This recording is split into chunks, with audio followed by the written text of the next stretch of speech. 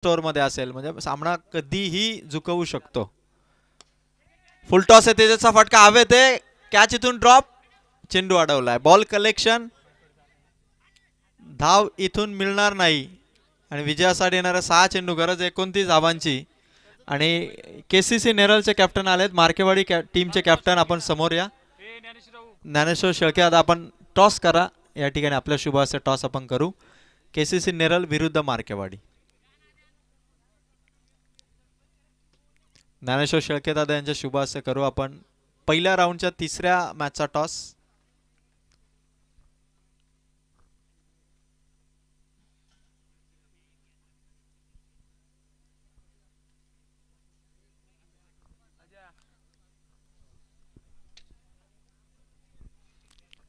Toss जिंकला या ठिकाणी केसीसी नेरळ टीमने. डिसिजन पेंडिंग आहे तर लवकरात लवकर डिसिजन द्या. आपला प्रवेश निश्चित करा आणि येणाऱ्या 6 बॉलमध्ये गरज आहे 29 धावांची. उत्कर्ष दैवली संघाने चिकू इलेव्हन वावलेली संघाला 40 धावसंख्येच्या आतमध्ये रोखलं. केसीसी नेरळ टीमने बॉलिंग करण्याचा निर्णय स्वीकारला. मार्केवाडी संघ यानंतर बॅटिंग करायचे. आपण लगेचच स्टेजकडे यायचं. सगळ्या खेळाडूंनी स्टेजकडे या.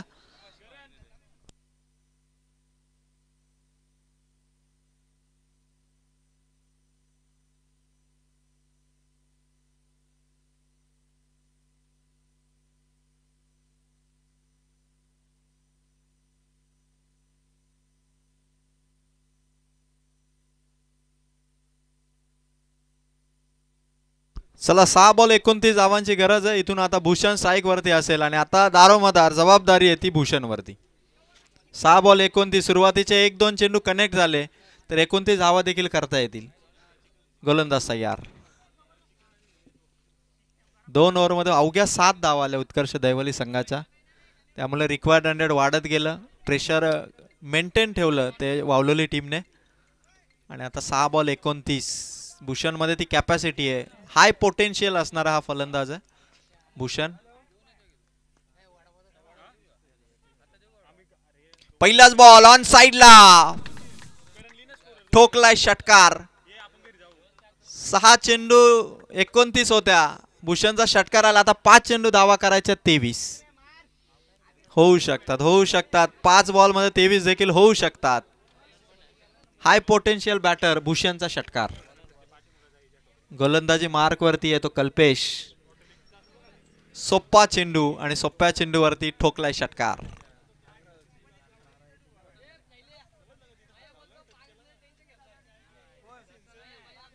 पाच बॉल मध्ये 23 धावांची गरज आहे उत्कर्ष दैवली टीमला.